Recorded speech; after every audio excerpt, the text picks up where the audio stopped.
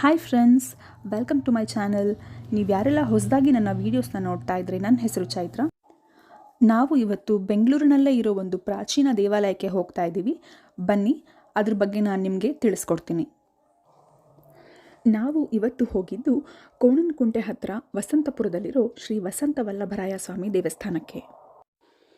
ಹಾಗೆಯೇ ಇಲ್ಲಿ ಹೋಗ್ತಾ ಮೊದಲು ನಮಗೆ ಈ ಕಲ್ಯಾಣಿ ಸಿಗುತ್ತೆ.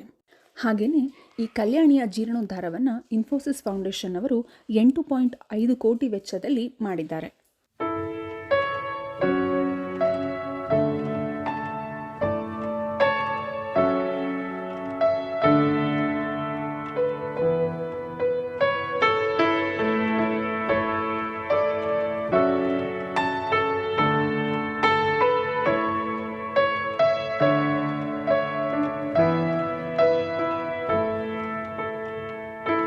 ಹಾಗೆ ಇದನ್ನು ಸುಧಾಮೂರ್ತಿಯವರು ಸೆಪ್ಟೆಂಬರ್ 2018ರಲ್ಲಿ ಇನಾಗ್ರೇಷನ್ ಮಾಡಿದ್ದಾರೆ. ಅದನ್ನು ಇಲ್ಲಿ ನೀವು ನೋಡ್ತಾ ಇರ್ಬೋದು.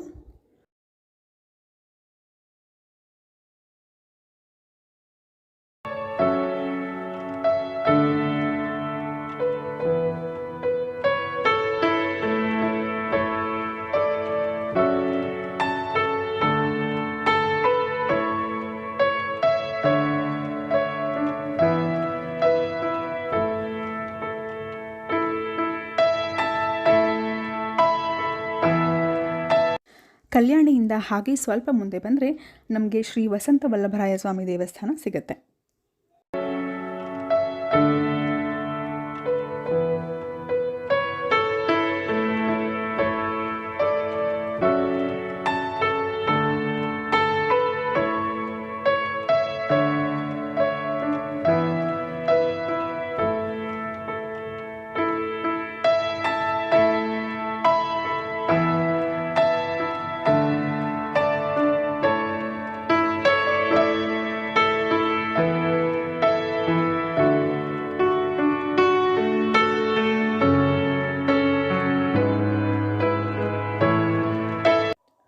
ಈ ದೇವಸ್ಥಾನ ಶ್ರೀನಿವಾಸ ಅಥವಾ ವಿಷ್ಣುವಿನ ದೇವಾಲಯ ಅಂತಲೂ ಕರಿಬಹುದು. ಇದು ಚೋಳರ ಕಾಲದಿಂದನೂ ಕೂಡ ಇದೆ ಅಂತ ಹೇಳ್ತಾರೆ. ಈ ಜಾಗಕ್ಕೆ ವಸಂತಪುರ ಅಂತ ಹೆಸರು ಬಂದಿದ್ದು ಕೂಡ ಈ ವಸಂತ ವಲ್ಲಭರಾಯ ಸ್ವಾಮಿ ದೇವಸ್ಥಾನ ಇರೋದರಿಂದನೇ ಅಂತಲೂ ಹೇಳ್ತಾರೆ. ನೀವು ನೋಡ್ತಾ ಇರ್ಬೋದು, ತುಂಬಾ ವಿಶಾಲವಾಗಿದೆ ಈ ದೇವಸ್ಥಾನ. ಹಾಗೆ ಇಲ್ಲಿ ನೋಡ್ತಾ ಇರ್ಬೋದು ಎಷ್ಟು ಚೆನ್ನಾಗಿ ಆನೆಯ ಕೆತ್ತನೆ ಇದೆ ಅಂತ.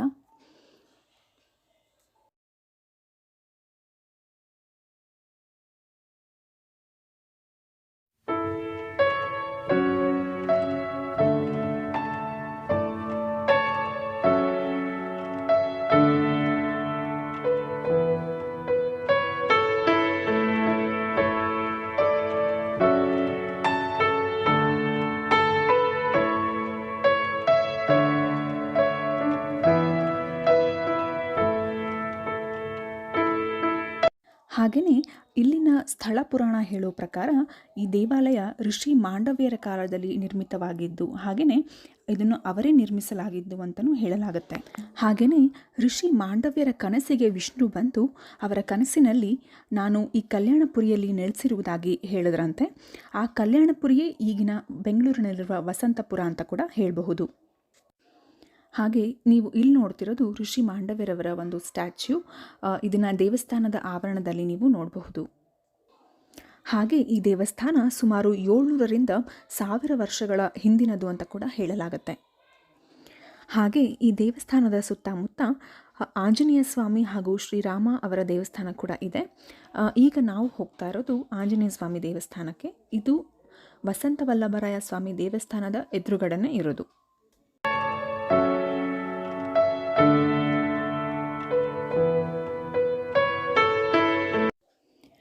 ಹಾಗೆ ಈ ದೇವಸ್ಥಾನದ ಪಕ್ಕದಲ್ಲೇ ಮಾರಮ್ಮ ದೇವಸ್ಥಾನ ಕೂಡ ಇದೆ. ನೀವು ನೋಡ್ತಾ ಇರ್ಬೋದು, ಅಲಂಕಾರ ಅಂತೂ ತುಂಬಾ ಚೆನ್ನಾಗಿತ್ತು.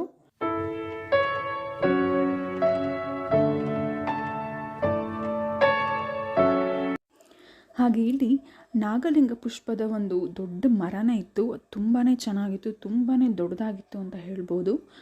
ನೀವು ನೋಡ್ತಿದ್ರೆ ಗೊತ್ತಾಗುತ್ತೆ, ತುಂಬಾ ದೊಡ್ಡದಾಗಿತ್ತು ಈ ಮರ. ತುಂಬ ಹೂಗಳು ಕೂಡ ಬಿಟ್ಟಿತ್ತು, ತುಂಬ ಚೆನ್ನಾಗಿ ಕಾಣಿಸ್ತಾ ಇತ್ತು.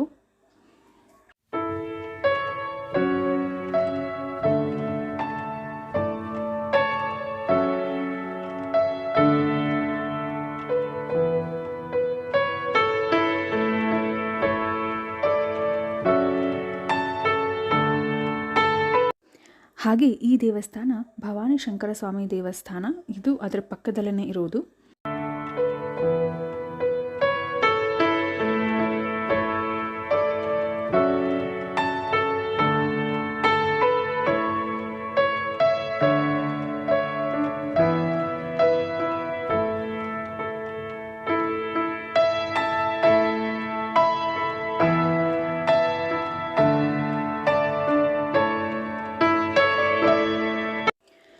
ಹಾಗೆಯೇ ಇಲ್ಲಿ ನೋಡ್ತಾ ಇರ್ಬೋದು ಶ್ರೀ ಪುರಂದರದಾಸರು, ಮುತ್ತುಸ್ವಾಮಿ ದೀಕ್ಷಿತರು, ತ್ಯಾಗರಾಜರು, ಹಾಗೆ ಹಲವಾರು ಪ್ರತಿಮೆಗಳನ್ನ ಇಲ್ಲಿ ನಾವು ನೋಡ್ಬೋದು. ಹಾಗೆ ಇಲ್ಲಿ ನೋಡ್ತಾ ಇದ್ದರೆ ದಶಾವತಾರಗಳು ಯಾವ್ದ್ಯಾವುದು ಅಂತ ಈ ಪ್ರತಿಮೆ ಮೂಲಕ ತಿಳಿಸ್ಕೊಟ್ಟಿದ್ದಾರೆ. ಅದು ನೋಡೋಕ್ಕೆ ತುಂಬಾ ಚೆನ್ನಾಗಿತ್ತು.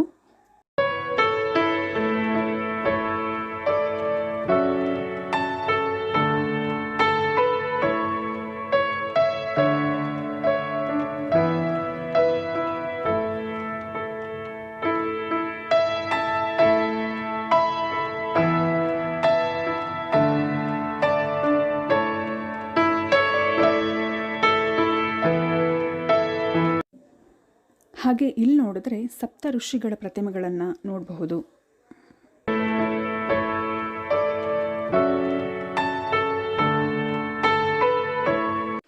ಇಲ್ಲಿ ನೋಡ್ತಾ ಇರ್ಬೋದು ಅಷ್ಟಲಕ್ಷ್ಮಿಯರ ಪ್ರತಿಮೆಗಳನ್ನು ನೀವು ನೋಡಬಹುದು.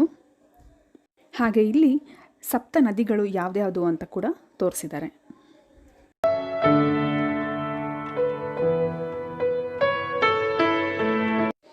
ಹಾಗೆ ಇಲ್ಲಿ ನವಗ್ರಹಗಳನ್ನು ಕೂಡ ನೋಡಬಹುದು.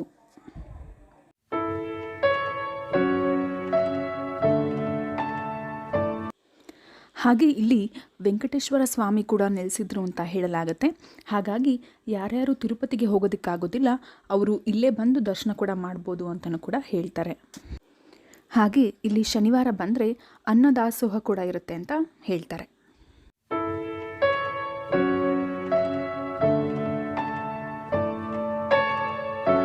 ನಾವು ಶನಿವಾರ ಬಂದಿದ್ದರಿಂದ ಇಲ್ಲಿ ವಿಶೇಷವಾದ ಪೂಜೆ ಇತ್ತು.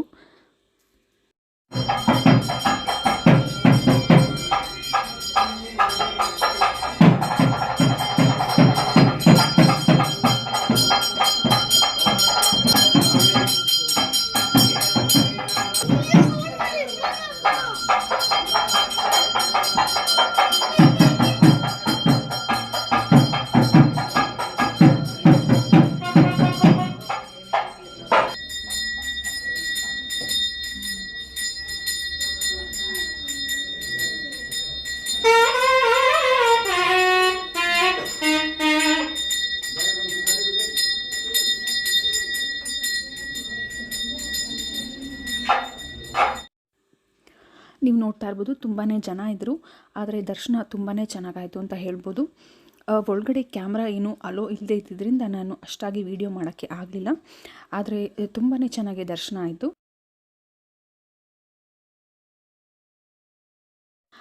ದರ್ಶನ ಆದಮೇಲೆ ನಾವು ಹೊರಗಡೆ ಬಂದು ಪ್ರಸಾದವನ್ನು ಕೂಡ ತಗೊಂಡ್ವಿ. ಇದೆಲ್ಲ ಮುಗಿಯೋಷ್ಟರಲ್ಲಿ ಸುಮಾರು 1:30 ಆಗಿತ್ತು. ನೀವು ನೋಡ್ತಾ ಇದ್ದರೆ ಷಷ್ಠಿ ತಟ್ಟೆ ಇಡ್ಲಿಗೆ ಬಂದ್ವಿ ನಾವು. ಇದು JP ನಗರಲ್ಲಿರೋದು. ನೀವು ಯಾರಾದರೂ JP ನಗರ್ಗೆ ನಿಯರ್ ಬೈ ಆಗಿದ್ದರೆ ಇಲ್ಲಿ ಬಂದು ಇಡ್ಲಿನ ಟ್ರೈ ಮಾಡಿ ಅಂತ ಹೇಳ್ತೀನಿ. ಇಲ್ಲಿ ತುಂಬ ಚೆನ್ನಾಗಿರುತ್ತೆ.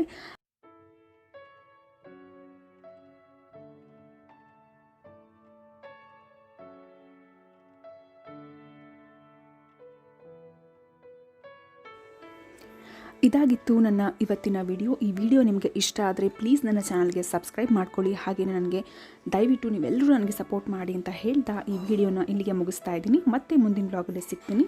ಎಲ್ರಿಗೂ ನಮಸ್ಕಾರ.